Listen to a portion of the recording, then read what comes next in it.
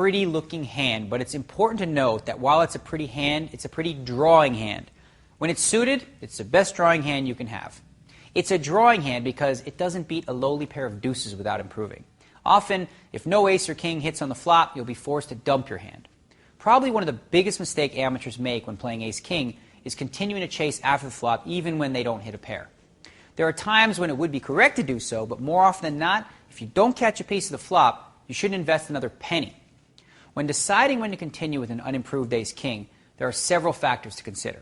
First, consider the number of opponents. The more players there are in any particular pot, the more likely that your unimproved ace-king is behind. In fact, you could easily be drawing dead. For example, let's say you raise with ace-king and 4 other players called you. If the flop comes, say, 9, 6, 7, you shouldn't even consider putting another chip in the pot. It's highly likely that one of your opponents has at least a pair, and they could even have a set or a straight, which would mean that even if you caught an ace and a king, you'd still lose the pot.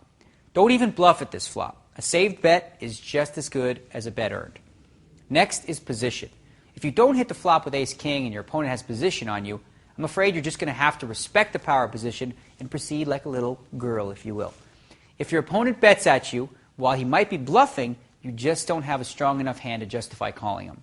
Besides, if you don't catch an ace or a king on the turn, are you really going to just call his bets all the way to the river? That's just not good poker. However, if you are the player in position with an unimproved ace-king, then you should consider calling on the flop, whether you miss or not. By calling on the flop, you may freeze your opponent, which may allow you to pick up the pot on the turn with a bet. Again, whether you improve on the turn is irrelevant, as in this case, you'll be playing your opponent, not the cards.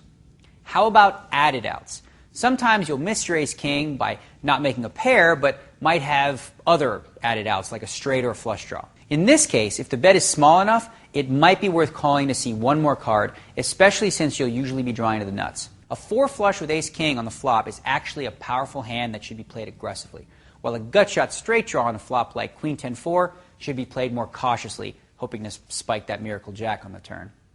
Next, size up the type of opponent you're dealing with.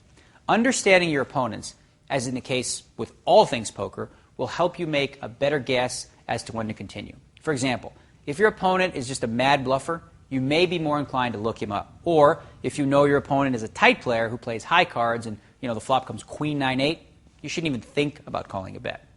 Finally, look at the board texture. Once you're able to put your opponent on a range of hands, you should also be able to have a better feel for what flops will miss them, which are also good flops for your ace-king.